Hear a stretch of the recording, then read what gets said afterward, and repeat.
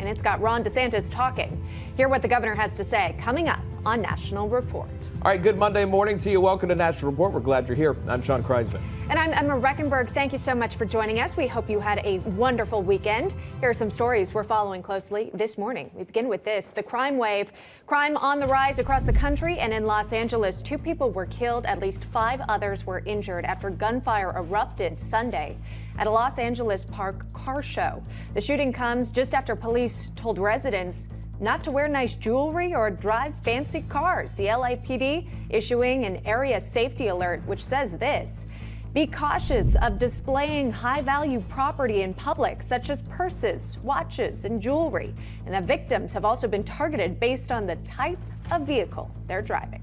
Talking about violence, we'll turn to congressional member of the House Foreign Affairs and Financial Services Committees and Republican gubernatorial candidate for New York State, Congressman Lee Zeldin, joining us live. Congressman, good to see you. It's great to be with you. Thanks so much for coming in. Yeah, it's always one thing to be able to talk to someone live in person these days, so it's great to have you here. I want to jump right into the attack that you faced last week, if we can. To catch our viewers back up on the campaign trail, you were out there, you're stopping, obviously, the Republican nominee for governor in New York State. The video here on the screen for those catching up. This man approaches you here with this alleged weapon in his hand. You were able to thwart that suspect by grabbing his arm there, brilliantly, by the way, for yourself. But this is a more serious situation than some had let on. Right after this, there was an attempted assault charge in the second degree brought by the state. But the feds didn't step up until, I think, days later, now finally slapped with a federal crime on this. Where's your head at today? Seeing this play out, obviously you saw that there, that moment, but where are you today? Where's your headspace at? I think that we need to repeal cashless bail in New York State. You charge this person with a violent felony for assaulting someone, and then they're immediately released back out on the street within hours. Now, earlier this month, here in this area in New York, there were 2 Mexican cartel drug smugglers busted with $1.2 million in crystal meth, immediately released back out on the street due to cashless bail. Now, the feds on Saturday, the FBI arrested this attacker. They charged him with a more serious offense, which is why he is detained now as we're having this conversation. But the only reason why they were able to charge him was because I'm a member of Congress. So what happens if you're not a member of Congress? In that case, the attacker is still out on the street. Yeah, and I got to say, Congressman, whenever I take the subway, I'm hyper aware of my surroundings, right? I try to stand up against, a pole so no one's going to come behind and push me. You're out on the campaign trail. Do you feel like you have to take those extra precautions just because you don't know what you might anticipate? From the moment I woke up Friday morning and all of our events all day Friday, Saturday, and Sunday, security was massively ramped up. We kept the schedule, but the security situation increased. I saw a video not that long ago in the New York City subway system where there was a bunch of women hugging the guardrails next to the staircase. And this isn't a sight that any of us want to see anywhere in the United States of America, and something that we're seeing right here in New York City, where I think people ask me, what are you going to do to make the MTA, the mass transit, the public transit system in New York operate better, to get more riders? Why don't you make it safe? Why don't the people who are there, who aren't even utilizing the infrastructure and they're just there loitering, why don't we have more police there? How about those folks who need help are removed from the subway system and there's better lighting? But you've created this setting where you, Emma, are traveling in the New York City subway system and you have to hug a pole. And this is something that people are doing right now while we're having this conversation. You have the New York City subway system filled up with women hugging poles and guardrails and others. By the way, it's not just women, it's young kids, it's men, anti-Asian hate crimes we've seen inside the New York City subway system. It's wrong. The solutions are obvious to fix it, but we have one-party Democrat rule pushing policies that are actually making it less safe, more pro-criminal, and not backing our men and women in blue. There's a couple of circles that you travel in. Obviously, we're talking about the state of New York, but if we broaden it out to your service in Congress, there are many crises that America faces at this time, one of them being the border. We actually have a border correspondent here, if we could play this for you, Jason Jones, on Texas Governor Greg Abbott's response to complaints on busing migrants to sanctuary cities. He's actually live for us, Congressman. This is Jason Jones with more. Hey, Jason. Well, good morning to you guys. It's good to be with you this morning. the southwest border is directly having an impact all over this nation, as in the last 2 years, there's been over 3.2 million apprehensions. Take a look real quick at what's happening in Alpine this week from Lieutenant Chris Olivetis. Luckily enough, we were able to find them and rescue them. They've been walking for days. They just crossed from Mexico and then here in the United States, walking around and struggling for days. They're lost and stuck in water for half an hour. You can see right here how dark this water is. This is the water they have on them right now. So they don't have any food and no clean water. And that's an example of what's taking place every single day along the southwest border. But here's the issue. It's now impacting the most northern states, as you're hearing from the congressman there. You know, mayors from both Washington and New York are now complaining that they're now seeing an influx of people as a result of the failed Biden administration policies, and they absolutely are. This is what I've warned was coming. This is the convergence. Historically, people in the north feel the border failure through the lens of overdose death from fentanyl and methamphetamine. That is now changing as human smuggling and trafficking is now reaching farther north. And in the South, we're now seeing where overdoses are going up down here as well. So that's the convergence that's now taking place. You got to remember, we're averaging between 40 and 60,000 known gotaways per month since October. It's just where we are. Back to you. Jason Jones reporting live for us there. We'll bring it back here to the studio here with Congressman Zeldin. Congressman, this comes on the heels of GOP House members touring the border yet again today. They'll be doing that at Eagle Pass. How big is this issue, specifically how it impacts D.C. we've seen with busing, but also New York, because you now have leaders like Mayor Eric Adams calling on the feds to help, saying, hey, they're filling up our homeless shelters. We don't know what to do. They're calling for federal assistance. What is your thought on all of it? First thing is, right at the border, we need to do more to shut this down. We should complete construction of the border wall. We should end catch and release. We should be enforcing the Remain in Mexico policy. We should be backing up our Customs and Border Patrol agency. We should cut down the travel agency of the Biden administration, to your question of where people are getting bused, flown all across the entire country. You need to shut down that travel agency, and they're also being provided phones on top of it. And there's also a secret nature to it. The lack of transparency to the American public really has them outraged. At least be honest with us, the American people, as to what you're doing. Now, in some of these state capitals, you're seeing sanctuary state and sanctuary city policies helping to reward and incentivizing this illegal entry. In New York, a little over a year ago, they created a multi-billion-dollar excluded workers fund for people who aren't even legally in the country, and in order to pay for it, they increased taxes on New Yorkers who are law-abiding citizens. So the whole policy from that local municipality that provides that sanctuary to the state and not working with ICE, actually going out of their way, and they're passing local laws to cut down coordination. But I would say what's most importantly is the lack of leadership that we see from the federal level, because this has to get shut down first and foremost at the border. A nation without borders is no nation at all. Well, just really quickly, just a follow up to that. Governor Greg Abbott is the one that is busing or putting the opportunity for buses to leave the state of Texas. And he does it because no one else is feeling the impacts the way Texas is doing it. Are you saying that the governor of Texas should not do that? Are you calling for him to stop allowing those opportunities? I think that it's having a very positive impact what the governor of Texas is doing. And I was with the governor a week ago, and he pointed out that if President Biden isn't going to come visit us in the border, well, I'm going to bring the border to him. And it's raising awareness to now the D.C. mayor is responding and saying that this is a huge problem. And maybe if the Texas governor didn't exercise the leadership that he did, maybe the D.C. mayor wouldn't be saying what she is.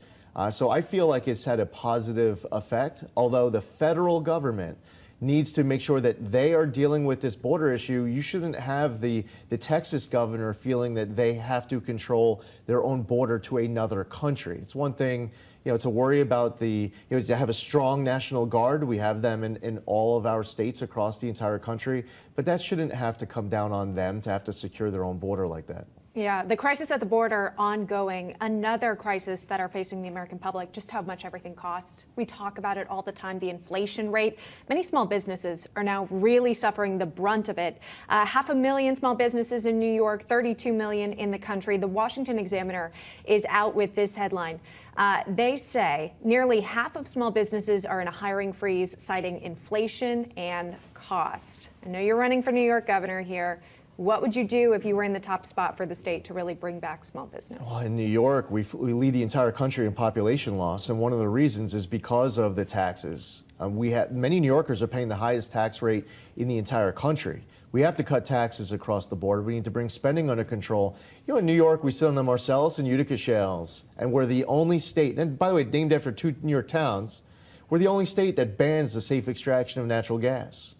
When you see the U.S. government making the decision to cut off Russian oil imports, we don't want to see the president going to Saudi Arabia to fist bump his way to more oil. We don't want to see the administration going to Iran and Venezuela. Ramp up domestic energy production right here in New York. We can ramp up domestic energy production. We can improve new pipeline applications. You could create jobs, generate revenue, cut taxes. There's so many opportunities, but right now what we have are people in government like President Biden who's not even acknowledging that the problem is what it is. And when he is briefly acknowledging it, he's blaming everybody else. He's blaming Vladimir Putin more than he will ever blame anyone related to him or himself. If you want to sit in that seat as the president of the United States, you accept responsibility, you identify the problem, you offer solutions. What has Americans really frustrated is that the average American is feeling the pain, and they're not seeing that their leaders in government that they're actually committed to do something about it. We've got to wrap. I just want to ask you about this op-ed from the Washington Post that's getting a lot of play. They're calling for President Biden to announce he will not run in 2024, saying it would enhance the opportunities for the Democrats in the midterms. Are you surprised by the op-ed? What do you think about that as far as, again, an op-ed writing that President Biden should announce he will not run in 2024 to help Democrats? I don't think that President Biden was fit to lead this country 2 years ago. And now I only seen him become more incompetent, more of a deteriorating state that has me concerned for him and our country. I want to see the President of the United States successful, but I don't feel like he is up for this job on many, many, many different levels. First and foremost, accept responsibility. Don't try to punt to everyone else and actually take the tough decisions to actually fix our country, the greatest country in the history of the world. I think those calls are only going to increase. I think that many Americans, even in blue states like New York, they're done with President Biden and they're ready to move on. All right, we'll leave it right there. It's always good to see you. That is Congressman Lee Zeldin, gubernatorial candidate, Republican nominee there in New York. Congressman, thank you. Thank you. Stay safe on the campaign trail. All right, still ahead. Made in the USA, a label we aren't seeing nearly enough these days. Our next guest, they're trying to change that by making cotton-based products from farm to store fully in America. And the Justice Department's probe into Hunter Biden heating up as prosecutors weigh multiple charges. Is a plea deal in the works? Is there enough evidence to implicate then Vice President Biden? Congressman James Comer with the latest on the calls for a full congressional inquiry later in the hour.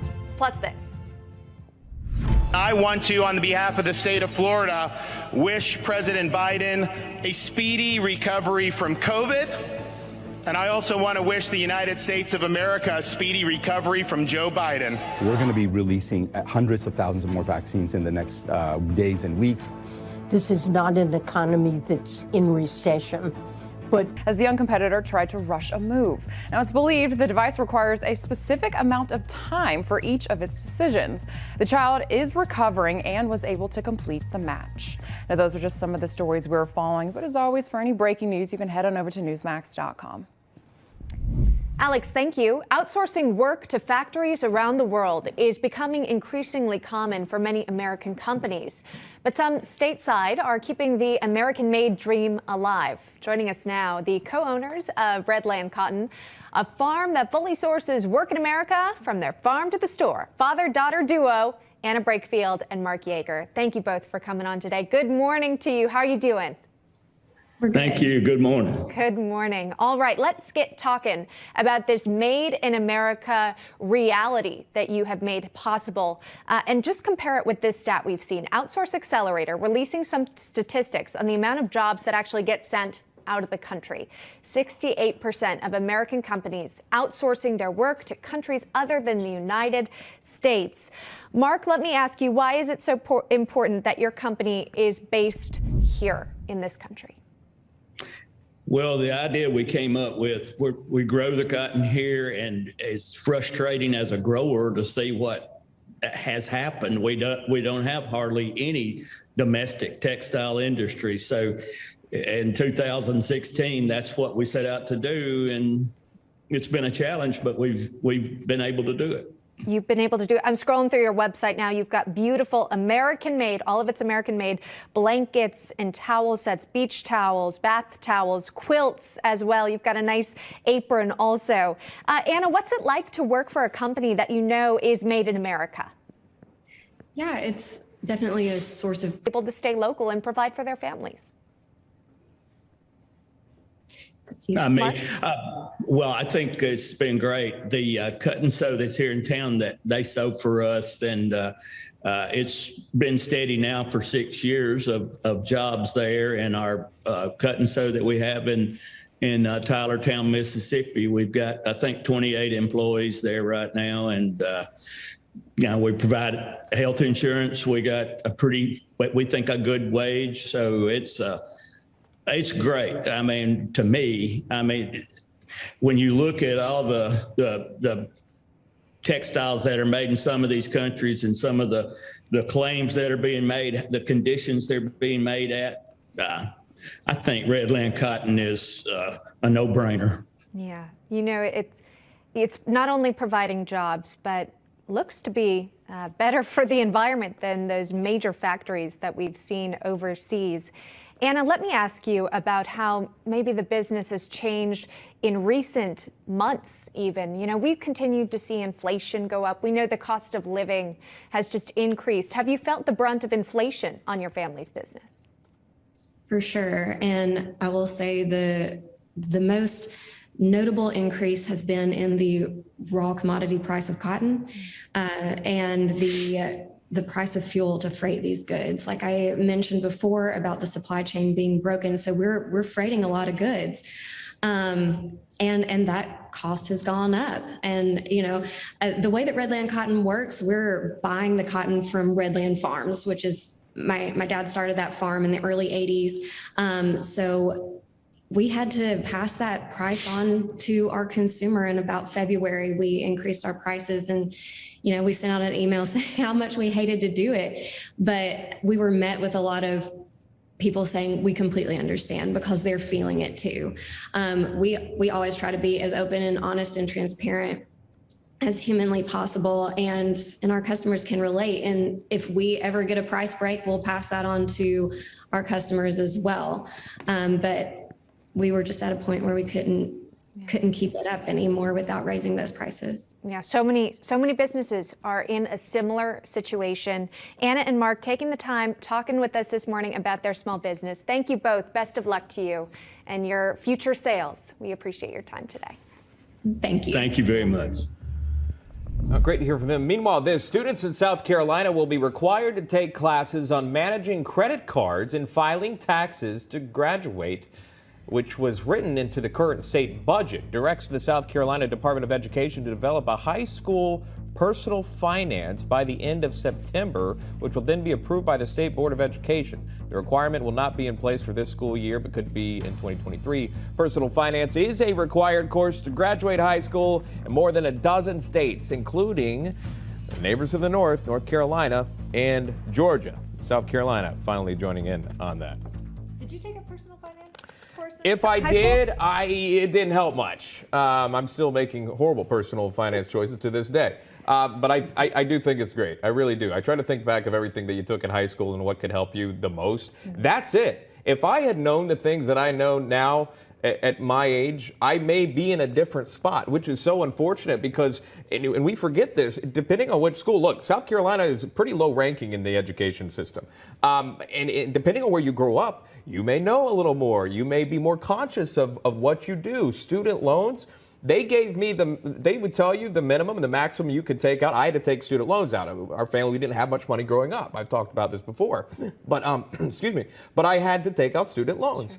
and they would tell you the minimum and the maximum. Of course I took the maximum every single time. The more cash, the better. I could beat myself for that now. If I found 19-year-old me, what have you seen as far as an issue of obtaining baby formula for little Mila?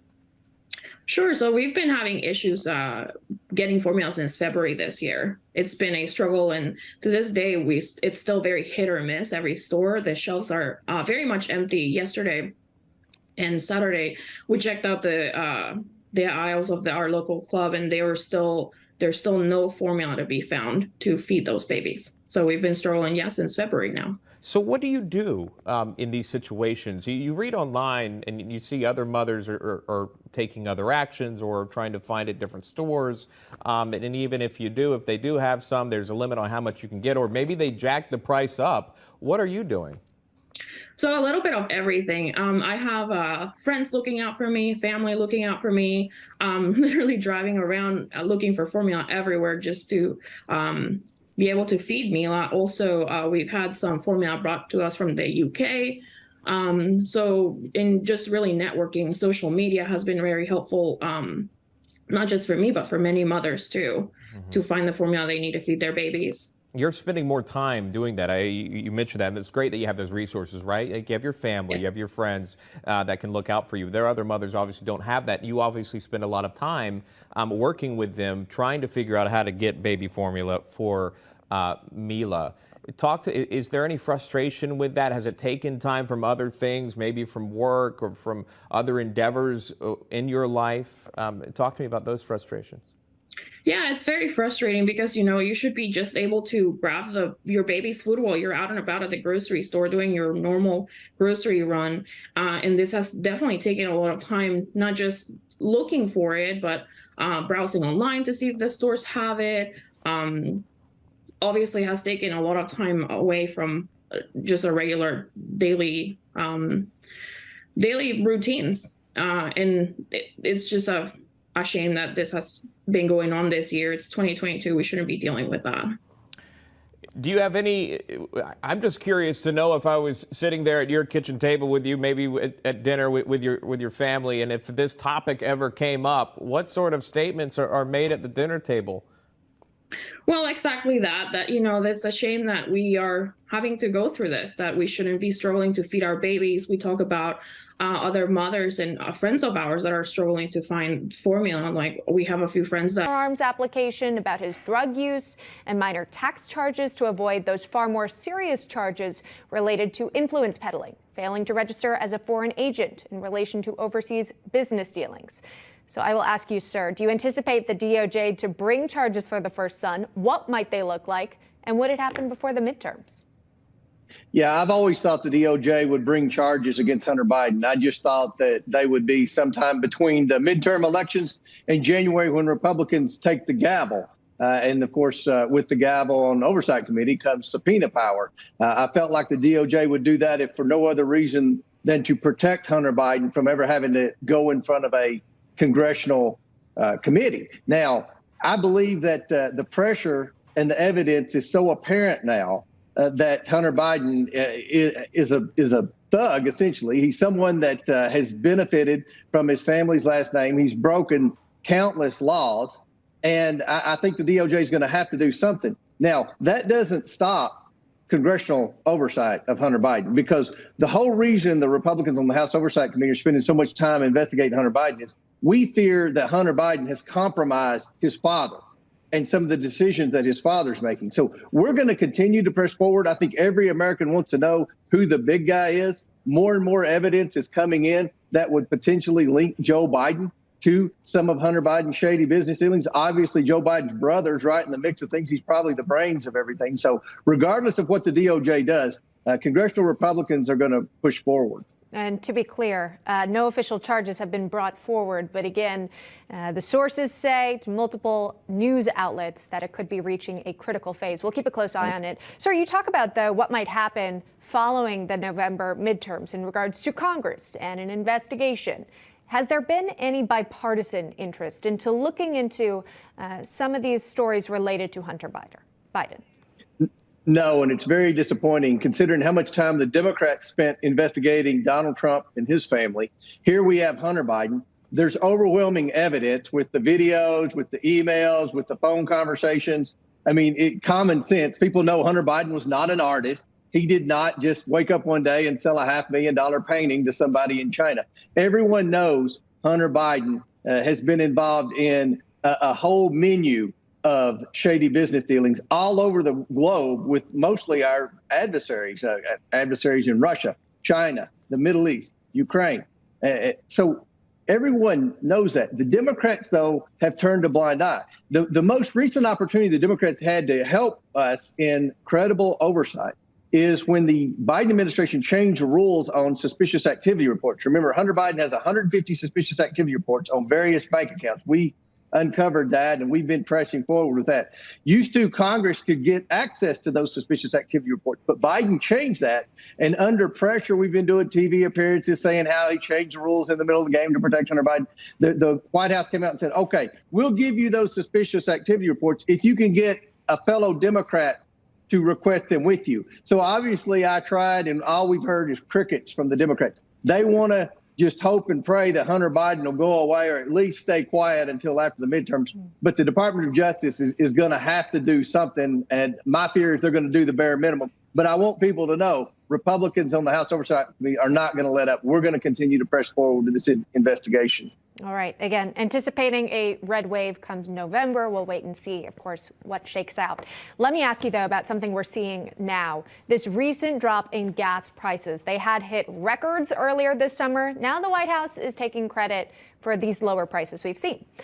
Tweeting this out, saying, according to an industry analyst, the most common price at gas stations across the U.S. is $3.99 a gallon. Lowering costs for Americans is POTUS's top economic priority. Bringing down prices at the pump is just one part of his plan to make life more affordable for families. Now, that tweet, Congressman, is in stark contrast to this headline from U.S. News that points out, as we know, wholesale inflation accelerated in June to 11.3% on energy cost spike. Article reads, the yearly number is up from 10.9% in May. Core rate stripping out energy and food costs did drop to 6.4% from 6.7%. More than half of the increase came from gasoline prices, which were up 18.5%. I think once we got those recent inflation numbers, the White House already said they were out of date. But Congressman, your thoughts on how really our state of the economy is right now in regards to inflation? Well, Joe Biden and the Democrats are completely out of touch with reality. If you look at their backgrounds, they've all worked for the government or a university or a law firm. They've never really been in the private sector, so they don't really understand how economics works. They sincerely believe that they can fix this economy by printing more money and spending more money with Build Back Better, which is what got us in this situation to begin with. But with respect to energy prices, they have gone down a little bit from record highs just basically because of supply and demand. If you price something so high, the demand is going to go down. And that's why gas has gone down a little bit, is because the huge increase in gas prices as a result of Biden's bad energy policies drove the demand down. So once the price goes down, the demand's going to go back up and the price will go back up. We can fix this problem by going back to the Trump energy policies, getting the government out of the way of the energy companies in America and let them do what they do best, and that's provide renewable, provide plenty of energy, good paying jobs. All the government has to do is get out of the way. And right now, the government is what's blocking the energy companies creating